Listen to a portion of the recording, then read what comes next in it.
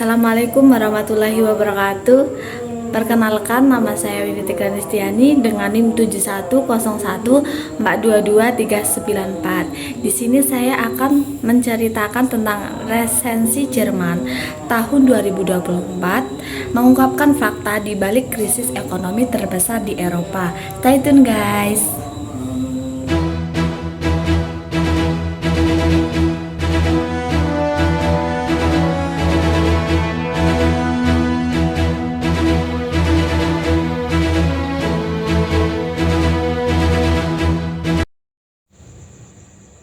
Resensi Jerman tahun 2024 mengungkapkan fakta di balik krisis ekonomi terbesar di Eropa. Jerman, sebagai ekonomi terbesar di Eropa, sedang menghadapi tantangan ekonomi besar di tahun 2024. Apa yang sebenarnya terjadi dan bagaimana dampaknya terhadap ekonomi global? Mari kita simak lebih dalam ya guys. Ada beberapa faktor utama yang mendorong resensi ini. Yang pertama yaitu permintaan global yang menurun. Penurunan permintaan untuk produk ekspor Jerman. Hal ini berdampak pada pendapatan perusahaan yang sangat bergantung pada pasar internasional, terutama dalam sektor industri manufaktur.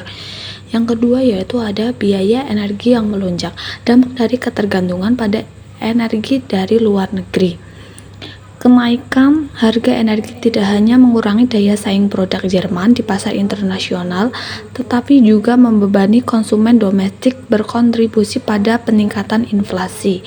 Yang terakhir yaitu ada ketidakpastian kebijakan dan ketegangan dalam kebijakan ekonomi domestik. Ketidakpastian dalam kebijakan dan ketegangan dalam kebijakan ekonomi domestik menciptakan iklim investasi yang kurang stabil. Perubahan regulasi dan kebijakan fiskal yang tidak konsisten membuat investor ragu untuk melakukan investasi jangka panjang, yang selanjutnya menghambat pertumbuhan ekonomi dan menciptakan ketidakpastian di pasar tenaga kerja. Dampak pada ekonomi domestik. Yang pertama yaitu pertumbuhan ekonomi stagnan. Pertumbuhan ekonomi diprediksi hanya mencapai 0,1% pada 2024. Angka ini mencerminkan stagnasi yang signifikan, menunjukkan bahwa ekonomi Jerman mengalami kesulitan untuk pulih dan berkembang setelah dampak pandemi dan krisis energi. Stagnasi ini menghambat penciptaan lapangan kerja dan memperlambat peningkatan kesejahteraan masyarakat. Selain itu, rendahnya pertumbuhan ini dapat mengurangi kepercayaan investor dan membatasi potensi perkembangan sektor-sektor ekonomi yang vital. Yang kedua yaitu investasi yang rendah. Investasi masih jauh di bawah level sebelum pandemi. Rendahnya tingkat investasi mencerminkan ketidakpastian yang dirasakan oleh pelaku pasar, sehingga menghambat inovasi dan pengembangan infrastruktur. Hal ini berkontribusi pada perlambatan pertumbuhan ekonomi dan menjadikan Jerman kurang kompetitif di pasar global. Keterbatasan investasi juga berdampak pada kemampuan perusahaan untuk melakukan ekspansi dan meningkatkan produktivitas, yang pada gilirannya dapat memperpanjang periode stagnasi ekonomi. Yang terakhir yaitu ada konsumsi domestik lambat. Meskipun daya beli masyarakat meningkat, konsumsi domestik masih tertahan. Ketidakpastian ekonomi dan inflasi yang tinggi membuat konsumen lebih berhati-hati pada pengeluaran mereka. Akibatnya, pertumbuhan konsumsi tidak secepat yang diharapkan, sehingga berdampak negatif pada permintaan domestik dan pada gilirannya.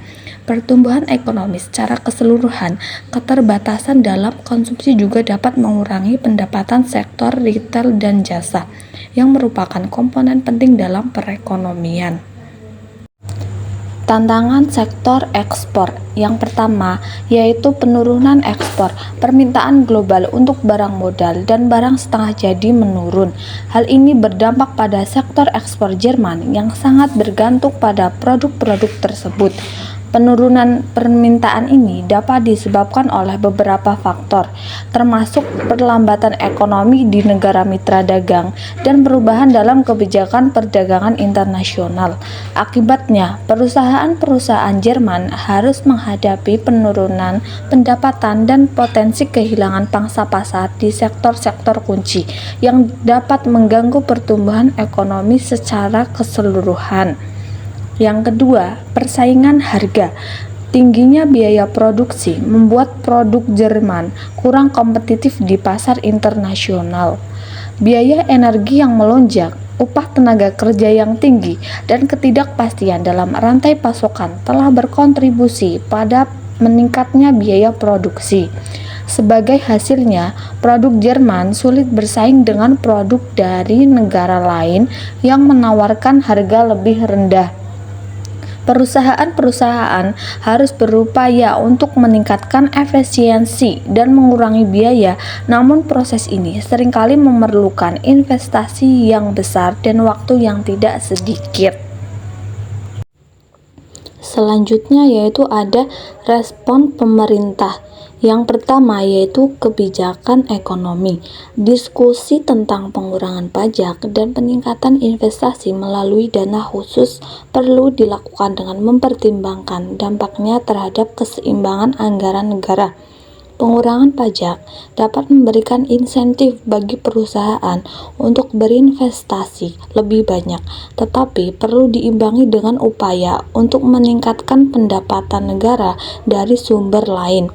Selain itu, penting untuk memastikan bahwa dana khusus yang dialokasikan digunakan secara efisien dan transparan, agar hasilnya dapat dirasakan oleh masyarakat luas, terutama dalam menciptakan lapangan kerja dan meningkatkan kesejahteraan.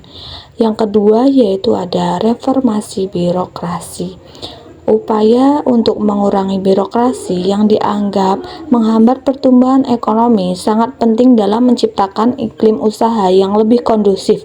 Langkah-langkah seperti digitalisasi, proses perizinan, dan penyederhanaan regulasi dapat mempercepat waktu yang diperlukan untuk memulai dan menjalankan bisnis. Dengan mengurangi hambatan administratif, diharapkan dapat menarik lebih banyak investor dan mendorong pertumbuhan sektor swasta.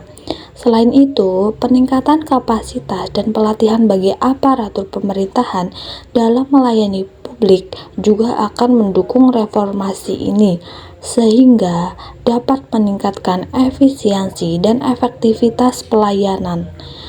Dengan menerapkan kebijakan ekonomi yang tepat dan melakukan reformasi birokrasi secara efektif, diharapkan perekonomian dapat tumbuh lebih kuat dan berkelanjutan, yang pada akhirnya akan memberikan manfaat bagi masyarakat. Selanjutnya yaitu ada yang pertama, pemulihan lambat. Pemulihan ekonomi diprediksi baru akan terlihat pada 2025 dengan pertumbuhan 1,0%. Namun, adanya ketidakpastian politik dan ekonomi dapat mempengaruhi tingkat partisipasi pemilih serta kepercayaan investor terhadap prospek ekonomi daerah tersebut. Yang kedua yaitu ada peningkatan konsumsi. Dengan stabilnya inflasi dan kenaikan upah, konsumsi domestik diharapkan meningkat.